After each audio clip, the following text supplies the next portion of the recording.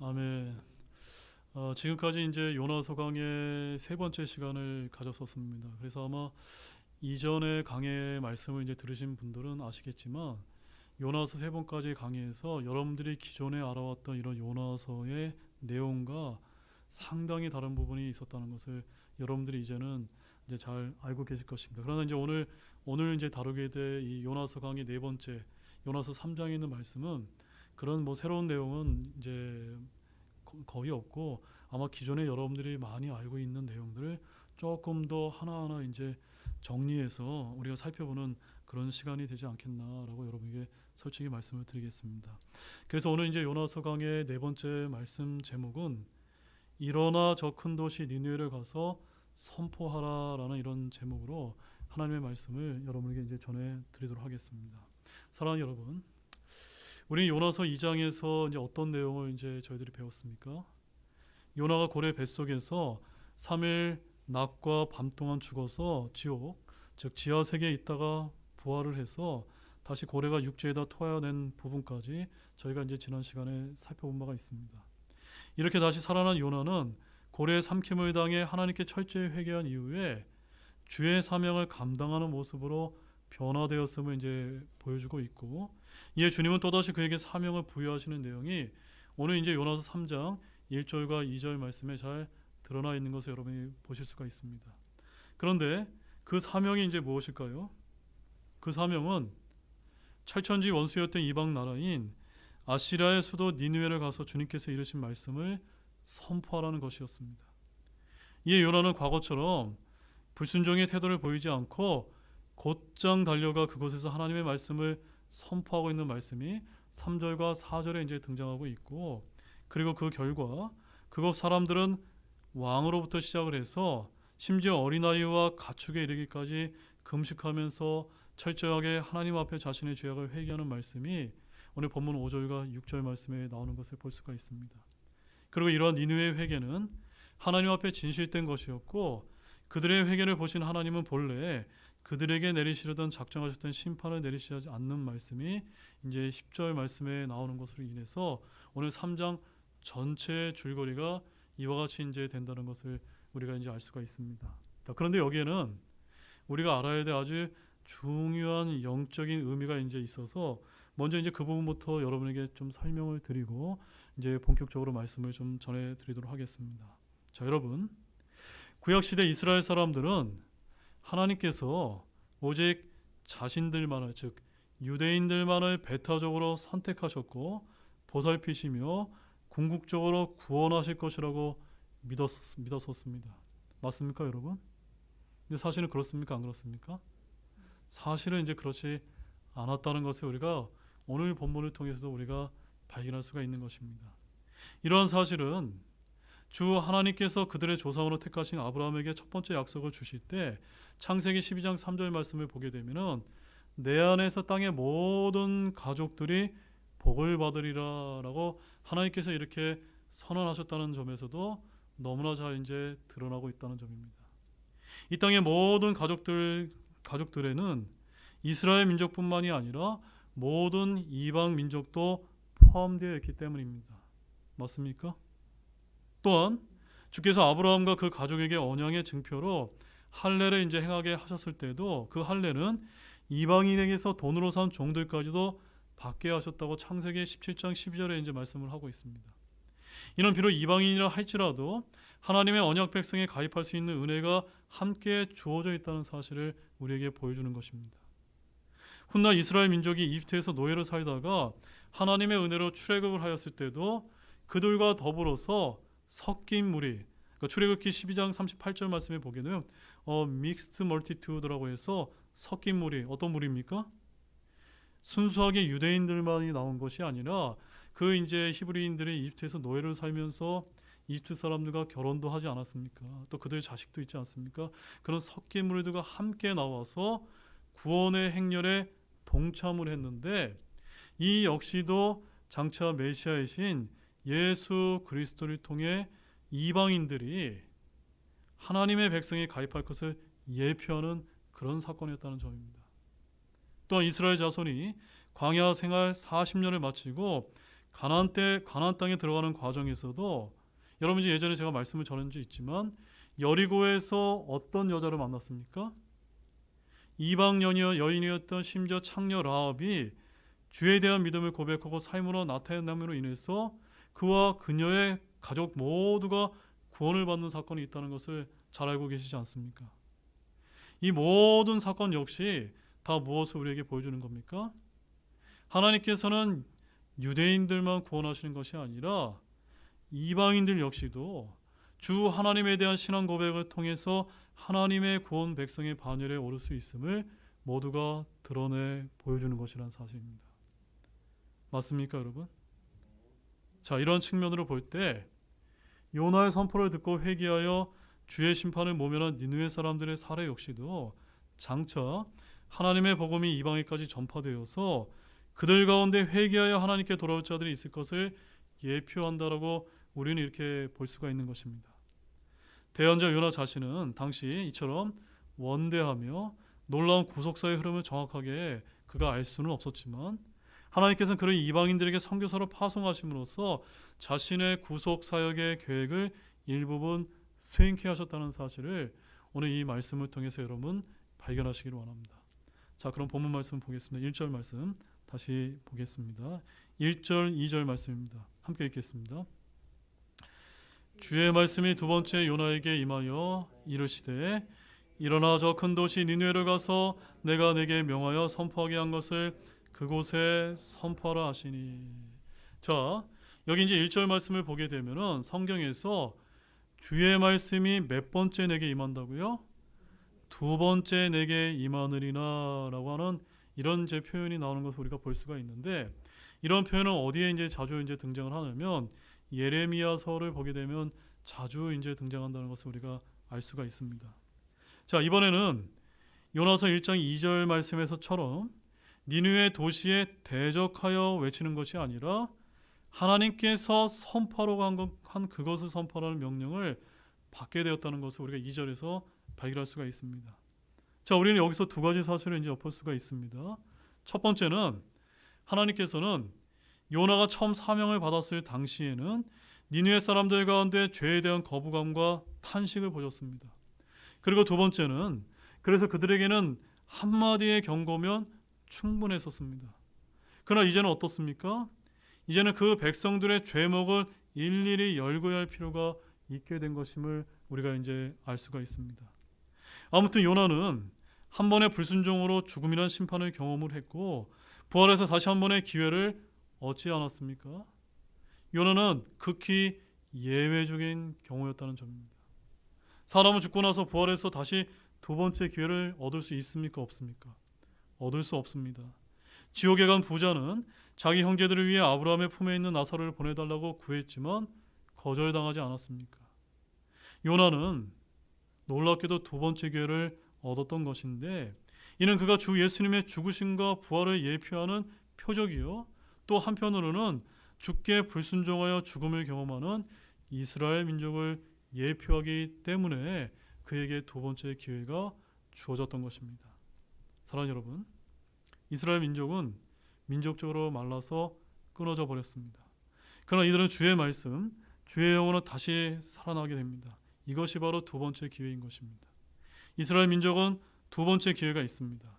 그들은 지금 꺾인 가지이지만 다시 접붙임을 받을 기회를 얻게 될 것입니다. 그들은 민족적으로 주 예수 그리스도를 거부하고 십자가에 못 박아 죽였지만 주님께서 오실 날이 가까우게 됐을 때 다시 그분을 주요 그리스도를 믿는 때가 오리라고 성경은 우리에게 예언을 하고 있습니다. 따라서 요나는 불순종하고 배교한 이스라엘을 예표합니다. 흩어졌던 이스라엘 역시도 민족적으로 다시 부활을 해서 한 국가를 세우고 천년왕국 때 제사장 왕국이요 거룩한 민족이 될 것이라고 성경은 우리에게 말씀해주고 있는 것입니다. 자, 본문 3절 말씀 보겠습니다. 이에 요나가 주의 말씀대로 일어나 니느웨로 갔는데 당시 니느웨는 사익길을 다닐 만큼 심히 큰 도시더라. 자, 고래 입에서 토하여져 나온 요나는 기도를 마치고 두 번째 주의 말씀을 받아서 해변에서 일어났습니다. 고래 뱃속에서 나온 사람, 이는 정말로 대단히 기적적인 사건이지 않습니까? 우상 숭배와 미신에 찌든 니느웨 사람들에게 이 사람은 살아있는 표적이었던 것입니다. 바다의 신이 보낸 사람이라 그렇게 오해했을지도 모릅니다. 요나가 니느웨를 가는 길은 참으로 멀고 험했는데 그는 초자연적인 방법으로 니느웨에 도착을 했고 이제 일어나 해변에서 도시로 걸어갔습니다. 자, 니느웨는 얼마나 걸릴 만큼 큰 도시였습니까? 사흘 길을 다닐 만큼 심히 큰 도시였다라고 보는데 이 정도면 오늘날 도시 규모로 비교해봐도 엄청난 크게 큰 규모가 아닌가 싶습니다. 제가 이제 작년에 이제 창원에 살았을 때 창원에서 이게 많이 제가 이제 산책을 하면서 걸어다녀 봤는데 하루면 다 걷겠더라고요. 네. 근데 여기서 이제 사흘 길 정도 걸었다는 것은 정말 엄청난, 그 당시로 말하면 엄청난 이제 도시라고 볼 수가 있는데 어떤 주석에 의하면 니느웨의 위성 도시였던 칼라라고 하는 이런 위성 도시가 있는데 그 칼라라는 도시의 인구가 약 한 7만 명의 인구를 가지고 있었다고 합니다. 이런 위성 도시가 알려져 있는 위성 도시가 한 주변에 한 4개 도시가 있었다고 합니다. 또한 여러분 요나서 4장 11절 말씀에 가보게 되면은 거기에 이런 말씀이 기록되어 있습니다. 자기의 오른쪽과 왼쪽을 분간할 수 없는 자가 12만 명이 넘고, 자, 오른쪽과 왼쪽을 분간할 수 없는 자 누구를 가리킬까요? 예, 어린 아이들을 가리키는 겁니다. 즉 아마도 니느웨 도시 안에는 약 한 12만 명여 명의 어린 아이들을 포함해서 아마 성인까지 포함하게 되면 한 60만 명 정도의 인구는 되지 않았을까라고 이렇게 이제 많은 신학자들이 이제 추정을 하고 있습니다. 물론 이제 그거보다 더 많게 이제 이야기하시는 분도 있는데 저는 이제 대략적으로 봤을 때 보편적으로 한 60만 명 정도 되지 않았을까라고 그렇게 이제 보고 있습니다. 자, 본문 4절 말씀 보십시오. 요나가 그 도시로 들어가 하룻길을 다니기 시작하며 외쳐 이르되 이제 40일이 지나면 니느웨가 뒤엎어지리라 하니. 자, 이제 말씀이 되게 재밌습니다. 요나가 그 도시로 들어가 며칠을 다니기 시작했다고요? 하룻길을 다니기 시작했다는 점입니다. 요나는 하룻길 만에 시내로 들어왔고 실도 위급한 상황이었고 시급성이 요청되는 상황이었기 때문에 그렇게 했던 것 같습니다. 그는 이제 뭐라고 선포를 했습니까? 이제 40일이 지나면 니느웨가 뒤엎어지리라 라고 이렇게 외쳤습니다. 요나는 사흘 길을 다닐 만큼 큰 도시를 하루 동안 이제 돌아다니면서 외쳤던 것입니다. 요나는 40일이 차는 날까지 날마다 온 도시를 돌아다니면서 이 말씀을 선포한 것이 아니었습니다. 딱 하루 동안 다니며 외친 것이 전부였다는 점입니다.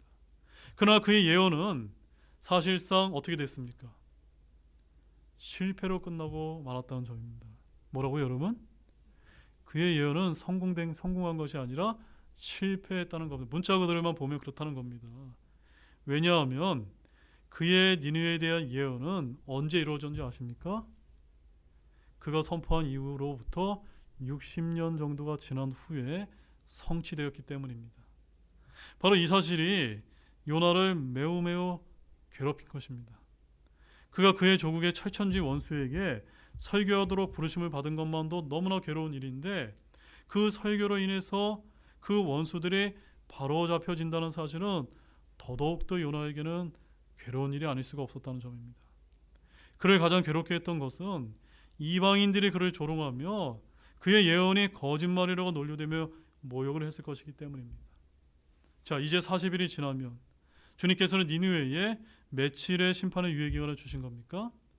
40일의 심판의 유예 기간을 준 건데 이 기간이 회개할 수 있는 기간이었던 것입니다. 죄인이 회개하게 되면은 하나님의 긍휼을 입습니다. 맞습니까? 그래서 이제 40일이 지나면 니느웨가 뒤엎어지리라 하니라는 이 말씀 역시 정말로 하나님의 은혜가 아닐 수가 없는 겁니다. 하지만 요나는 니느웨 사람에게 뭐라고 선포했습니까? 회개하십시오. 하나님의 심판이 있습니다. 라고 이렇게 선포하지 않았다는 점입니다. 하나님을 믿으라고 또 선포하지 않았다는 점입니다. 니느웨 사람들에게 선포된 말씀은 너무도 간단했습니다. 뭐라고 선포했습니까? 40일이 지나면 여러분이 사는 도시는 뒤엎어집니다. 네. 여기는 어떤 복음도 없고요. 어떤 이런 은혜로운 메시지는 담겨있지 않았다는 점입니다. 그러나 여러분, 오늘 저와 여러분은 이런 요나와 같이 전해서는 될까요? 안 될까요? 그렇게 전해서는 안 됩니다. 그럼 우리는 어떻게 선포해야 됩니까? 우리는 죄인들에게 찾아가서 복음을 선포하고 여러분들이 회개하지 아니하면 멸망을 당한다라고 분명하게 선포해야 될 줄로 믿으시기 바랍니다. 주님께서는 능력 있는 일들을 가장 많이 행하신 도시들이 회개하지 않기 때문에 그 도시들을 꾸짖으신 바가 있는데, 누가복음 13장 3절과 5절 말씀에서 주님은 이렇게 이제 말씀하셨습니다. 그러나 너희가 회개하지 아니하면 다 그와 같이 멸망하리라라고 이렇게 주님께서 말씀하셨음을 기억하시길 원합니다. 주님 뭐라고 말씀하셨다고요? 너희가 회개하지 아니하면 다 그와 같이 멸망하리라. 따라서 우리는 믿지 않는 자들에게 찾아가서 주 예수 그리스도를 믿으라고, 믿지 아니하면 여러분들 지옥에 갈 수밖에 없다는 이 사실을 분명히 알려주시기 원합니다. 자, 본문 5절 말씀 보겠습니다. 이에 니느웨 백성이 하나님을 믿고 금식을 선포하며 그들 가운데 가장 큰 자부터 가장 작은 자까지 굵은 베옷을 입었고. 자, 이제 5절에서 9절 말씀에 요나의 선포를 들은 니느웨 사람의 반응이 이제 담겨 있습니다. 이방인들이요, 이교도들은, 아시리아의 니느웨 사람들은 요나가 선포한 40일 후의 심판 선포에 매우 놀라운 반응을 보였다는 점입니다. 도저히 있을 수 없는 반응이 이제 나타납니다. 그들은 요나를 광신자여 미치광이로 취급을 했습니까? 안 했습니까? 취급하지 않았습니다. 따라서 우리는 여기서 몇 가지를 이제 생각해 볼 수가 있는데, 하나는 요나의 선포는 비록 매우 짧았지만 살아있고 강력한 하나님의 말씀으로 니느웨 사람의 마음을 찔렀다는 점입니다. 죽음에서 부활한 요나의 음성은 욕심이 없는 순수하고 단련된 하나님의 말씀이었기 때문입니다. 학식이나 교양 있는 언어나 신학적인 언어나 사람들의 귀를 가려줄 좋은 말과 언변이 아니라 너무나 단순한 솔직한 주의 말씀 그 자체만을 그대로 전했을 뿐이었다는 사실입니다. 이제 40일이 지나면 니느웨가 뒤엎어지리라 라고는 이 선포가 전부였다는 점입니다. 요나의 입에서 나온 주의 말씀은 자유로운 행로를 얻어 듣는 이들의 마음속에 회개의 영으로 임했습니다. 우리는 주의 말씀이 언제나 가장 효과적으로 크고 강하게 임하는지를 보일 수 있는 그런 장면이지 않습니까? 언제 그렇게 회개의 영으로 임할까요? 그것은, 잘 들으시기 원합니다, 요나처럼 죽음을 경험한 사람이 전하는 말씀, 즉 우리로 말하면 언제 우리가 죽을 수 있습니까? 우리가 예수 그리스도의 복음을 통해 십자가에서 못 박혀 죽었다는 것을 우리가 인식한 사람, 그런 사람이 전하는 복음이야말로 진실되게 권능이 있다는 사실을 여러분 아시기를 바랍니다. 요나는 니느웨 백성들의 혼돈을 구원하려는 뜨거운 연민을 품고 말씀을 전한 것이 아니었습니다. 그냥 주께서 전하라는 말씀을 그냥 전했을 뿐입니다. 그게 전부였습니다. 니느웨 사람들이 요나가 선포한 심판의 말씀을 듣고 하나님을 믿고 금식을 선포했는데, 자, 핵심은 5절입니다. 5절에 뭐라고 기록되어 있습니까? 이에 니느웨 백성이 어떻게 했다고요? 하나님을 믿고. 그죠? 40일 뒤면 도시가 뒤엎어진다라는 이런 말도 안 되는 이제 그 하나님의 말씀을 선포했는데, 니느웨 백성이 하나님을 믿었다는 사실입니다. 예수님은 요나의 선포를 회개한 니느웨 백성과 요나보다 더 큰 주님 자신이 직접 말씀을 가르치고 전에도 믿지 않는 유대인들을 비교하시며 그들의 불신과 완악함을 꾸짖으신 바가 있습니다. 자, 그 말씀을 한번 찾아보겠습니다. 마태복음 12장 41절 말씀입니다. 마태복음 12장 41절. 이 마태복음 12장 41절 말씀을 통해서 니느웨 사람들과 예수님 당시의 유대인들을 비교하면서 주님께서 유대인들을 어떻게 이제 책망하고 계신지를 우리가 한번 보시기를 원합니다. 함께 읽겠습니다. 심판 때에 니느웨 사람들이 이 세대와 함께 일어나 이 세대를 정죄하리니 이는 그들이 요나의 선포로 인해 회개하였기 때문이라. 그러나 보라, 요나보다 더 큰 이가 여기 있느니라. 왜 주님께서 이런 말씀을 하셨죠? 지금 요나는 제대로 선포한 것도 아니었음에도 불구하고 그 이방인들이 회개하고 하나님을 믿었는데, 지금 하나님이요 하나님의 아들이신 메시아 예수 그리스도께서 지금 너희 앞에 와 계신데도 너희는 그 니느웨 백성보다도 못한 회개를 하지 않느냐라고 이렇게 책망하고 계신 것입니다. 저희들 역시도 마찬가지입니다. 우린 비록 주님을 만나지는 못하지만 우리에게는 주님께서 주신 하나님의 말씀이 있지 않습니까? 이런 말씀이 있음에도 불구하고 우리가 회개하지 않고 믿지 않는다면 우리 또한 주님으로부터 책망을 받을 만하다는 것입니다. 자, 니느웨 백성들은 어떻게 했습니까? 모두 금식하고 굵은 베옷을 입었습니다. 이들은 40일 동안 피난을 가거나 해외로 탈출하는 대신에 금식하며 회개했다는 점입니다. 자, 금식은 자신의 혼을 징계하며 주님께 긍휼을 구하는 것입니다. 또한 베옷을 입는다는 것은 마음을 낮추고 애곡하는 것입니다. 이처럼 한 사람에 의해 이루어진 부흥회로서는 역사상 최대 규모라고 할 수 있는 영적인 부흥이요 회개 각성 운동이 그 당시에 일어났던 것입니다. 니느웨에서 무려 약 60만 명이나 되는 사람들이 올바로 돌아섰던 것입니다. 그들의 왕도 그들의 고관들도 모두 다 회개했다는 것입니다. 자, 본문 6절 말씀 보십시오. 말이 니느웨 왕에게 다다르매 그가 자기 왕자에서 일어나 자기 몸에서 옷을 벗어 내려놓고는 굵은 베옷으로 몸을 덮고 재 속에 앉았더라. 자, 심판의 말씀이 니느웨 왕에게 이르자 왕은 즉시 자기 왕자에서 일어나 자기 몸에서 옷을 벗어 내려놓고는 굵은 베옷으로 몸을 덮고 재 속에 앉아 있었습니다. 참으로 놀라운 반응이지 않을 수 없습니다. 그는 니느웨에 심판이 임한다는 사실을 상징이나 비유가 아니라 문자 그대로 믿었던 것입니다. 그는 니느웨의 아시리아 왕은 오늘날 현대 신학자들과 목사들보다 훨씬 더 탁월한 믿음과 성경적인 믿음을 가지고 있었습니다. 왕은 대언자를 통해 선포되는 말씀을 듣고 믿고 회개했던 것입니다. 아시리아의 니느웨는 미국의 1, 2차 영적 각성이나 대부흥 운동을 능가하는 회개의 각성과 부흥이 일어났던 것입니다. 요나는 미국의 D.L. 무디나 영국의 요한 웨슬레를 능가하는 니느웨 부흥을 주도한 대언자가 되고 말았던 것입니다. 이는 대언자들의 말을 거부하고 흘려들었던 이스라엘의 왕들과는 차원이 다른 그런 반응이었다는 점입니다. 아시리아의 왕은 요나의 선포를 들었을 때 하나님으로부터 오는 국가적인 재앙이 닥칠 것을 알았고 머뭇거리지 않고 즉각적으로 일어나 회개를 했다는 점입니다. 바로 주의 말씀을 문자 그대로 믿는 이 믿음이 그를 구원을 했고 온 도시를 구원했던 것입니다. 아시리아의 왕은 요나를 통해 선포된 주의 말씀을 믿음으로 멸망하지 않게 되었습니다. 그는 이방인이요 이교도였지만 믿는 자에게 임하는 긍휼과 은혜와 복이 무엇인지 보여준 아주 좋은 본보기가 되었던 것입니다. 자, 본문 7절 말씀 보십시오. 또 그가 왕과 왕의 고관들의 칙령으로 니느웨 전역에 포고하고 공포하게 하여 이르되 사람이든 짐승이든 가축되든 양떼든 아무것도 맛보지 말지니라. 그들은 먹지도 말고 물을 마시도 말며. 자, 여기 아주 굉장히 흥미로운 말씀이 나옵니다. 왕과 왕의 고관들은 신속히 칙령을 내려서 니느웨 모든 주민들은 물론이요 짐승이요 가축대나 양떼까지도 무엇을 명했습니까? 금식을 이제 명했던 것입니다. 마치 온갖 언론 매체를 통해서 특별 방송에 실시된 것과 같은데 마치 이와 같습니다. 40일밖에 안 남았다.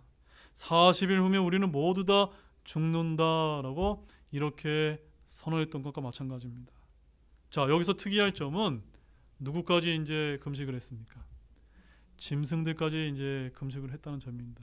자, 짐승은 무슨 죄를 졌기 때문에 금식을 했던 것일까요? 무슨 죄를 졌죠? 저도 이 부분을 읽으면서 많은 이제 주석들을 찾아봤는데 미국의 한 어떤 우리 독립심리계 아주 유명한 목사님의 주석을 보니까 아주 흥미로운 이제 주석을 달고 있어서 제가 말씀을 드리면 아마도 이 당시 짐승들 역시도 금식에 참여했다는 것은 그 짐승들이 사람들과 수관이라고 하는 그런 엄청난 범죄를 일삼았기 때문에 짐승들도 인간들과 함께 하나님께 힘써 부르짖게 한 것이다라고 이런 이제 설명을 하고 있는 것을 이제 제가 본 적이 있습니다. 뭐 진짜 그런지 모르겠지만 좀 타당한 것 같아서 여러분에게 소개를 드렸고 지금 우리가 살고 있는 이 시대 역시도 이런 수관, 또 동성애, 또 여러 가지 이제 참 말 입에 차마 입에 담지 못하는 하나님이 매우 가증하게 여기는 이런 범죄들이 얼마나 많습니까? 다 금식하고 회개해야 될 그런 범죄라는 것을 우리가 이 말씀을 통해서 깨닫기를 원합니다. 이처럼 국가 기도회가 아니라 국가적인 회개와 금식일이 선포되었던 것입니다. 왕이 죽었을 때보다도 더 강력한 칙령이 니느웨에 선포되었습니다. 니느웨 사람들에게 하나님의 말씀은 긴가민가 의심의 대상이 아니라 그 말씀 자체가 실체였습니다. 하나님의 말씀은 그대로 이루어진다는 믿음을 이제 니느웨 백성들이 가지고 있었던 것입니다. 그들은 자신들의 죄와 불법과 사악함이 충분히 징계와 심판의 대상이 된다는 사실을 알고 회개했던 것입니다. 그들은 모세의 율법은 없었지만 마음판에 기록된 양심과 생각의 법으로 충분히 하나님의 심판에 대해서 깨달았던 것입니다. 자, 우리가 이것을 어떻게 알 수 있을까요? 로마서 2장 14절과 15절 말씀을 한번 보시길 바랍니다. 로마서 2장 14절 15절 말씀입니다.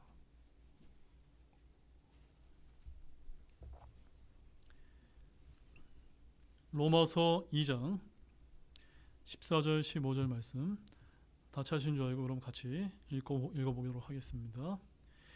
율법을 소유하지 않는 이방인들이 본성에 따라 율법 안에 들어있는 것을 행할 때에 이들은 율법을 소유하지 않아도 자기가 자기에게 율법이 되나니 이들은 또한 자기 양심이 증언하며 자기 생각들이 서로 고소하거나 변명하는 가운데 자기 마음속에 기록된 율법의 행위를 보이느니라. 여러분, 이 말씀이 전하고 있는 바를 여러분 이해하셨습니까? 저와 여러분은 무엇을 통해서 양심의 찔림을 받습니까? 우리는 하나님을 믿는 사람이고 성경을 믿는 성경신자이기 때문에 성경 말씀에서 하나님의 말씀을 통해서 내가 이런 것이 죄구나, 이런 것이 잘못 행했구나 라는 것을 알고 우리는 양심의 찔림을 받습니다. 그러나 하나님을 믿지 않는 사람은 어떻습니까? 그 마음판에 양심이 있어서 비록 하나님의 말씀을 모른다 할지라도 무엇이 죄요 무엇이 잘못인지 그 양심에 기록된 율법의 행위를 보인다라고 성경은 말하고 있는 것입니다. 이처럼 사람들은 누구나 본성의 법을 그 마음에 그 양심에 가지고 있다는 점입니다. 아담 때부터 모세 이전까지 사람들은 하나님께서 특별히 명령하신 것 외에도 본성을 통해 율법 안에 들어있는 것들을 행하고 마음속에 기록된 율법의 행위들을 행했다는 점입니다. 니느웨 사람 역시도 하나님의 심판이 선포되었을 때 그들은 영적 각성이 일어났고 회개의 불꽃이 그의 마음판에서 불타올랐던 것입니다. 자, 본문 8절 말씀 보십시오. 사람과 짐승이 굵은 베옷을 입고 힘써 하나님께 부르짖을 것이며 참으로 그들은 각각 자기의 악한 길과 자기 손에 폭력을 버리고 돌아설지니라. 자, 금식과 배옷보다 더 중요한 것은 무엇일까요? 무엇일까요?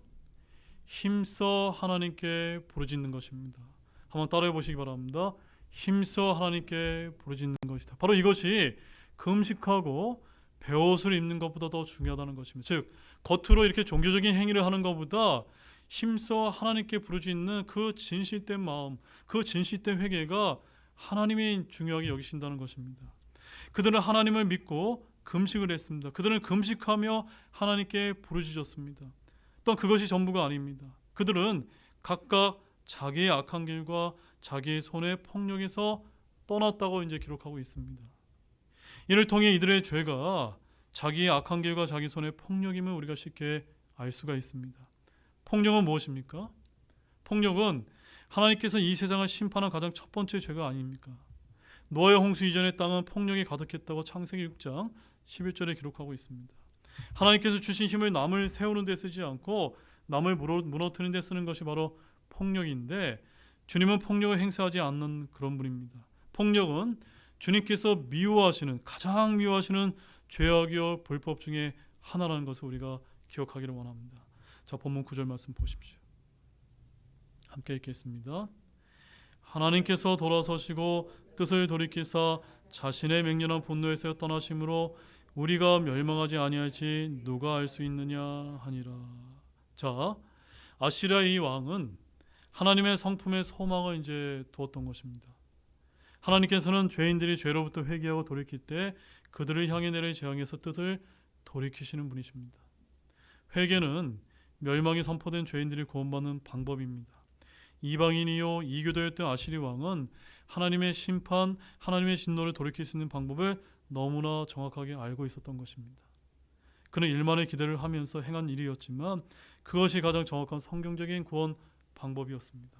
왕은 하나님을 믿고 금식하며 힘껏 부르짖고 자기들의 길과 폭력을 떠날 때 주님 역시 뜻을 돌이키고 맹렬한 분노에서 떠나심으로 우리가 멸망하지 아니하시 누가 알겠느냐라고 이렇게 말하고 있던 것입니다. 아주 작은 가능성을 믿은 것처럼 보이는 말이지만 이런 믿음이야말로 큰 확신으로 임한다는 사실을 저와 여러분들이 발견하기를 원합니다. 자, 이제 마지막 10절 말씀입니다. 하나님께서 그들이 행한 일 곧 그들이 자기들이 악한 길을 버리고 돌아선 것을 보시고 친히 그들에게 행하리라고 전에 말씀하신 해악에 대해 하나님께서 뜻을 돌이키사 그것을 행하지 아니하시니라. 자, 여기서 하나님의 은혜와 긍휼을 발견할 수가 있는데 하나님께서는 그들이 행한 일을 보셨다는 점입니다. 이전에도 그들이 행한 악한 일을 보셨고 지금도 그들이 행한 회개와 금식과 부르짖음을 보고 계십니다. 하나님께서는 그들이 자기들의 악한 길에서 돌이킨 것을 보셨던 것입니다. 하나님은 우리가 말하는 것을 들으시고 생각하고 상상하는 바를 아시고 행하는 일들을 아십니다. 하나님께서는 각 사람이 행한 대로 갚아주시는 분입니다. 우리는 성경에서 행위대로 갚아주시는 하나님에 대한 말씀들을 수도 없이 볼 수가 있는데 그러나 주님은 회개할 때 진실되게 회개할 때 그들에게 행하리라고 말씀하신 그 해악에서 어떻게 하시는 분입니까? 뜻을 돌이키시는 분이라는 사실입니다. 또한 그것을 행하지 아니하시는 분이라는 사실입니다. 이것이 바로 니느웨에 보여준 하나님의 위대한 사랑이었고 회개하는 죄인들을 향한 긍휼과 은혜와 죄의 사면에 대한 본이었던 것입니다. 우리는 마찬가지로 주 예수 그리스도로 말미암아 이런 긍휼과 은혜를 똑같이 입지 않았습니까? 하여튼 니느웨 사람들은 진정으로 회개를 했다는 점입니다. 자, 우리 마지막 말씀으로 예레미야서 18장 7절과 8절 말씀 한번 찾아보시기 바랍니다. 예레미야서 18장 7절 8절 말씀입니다.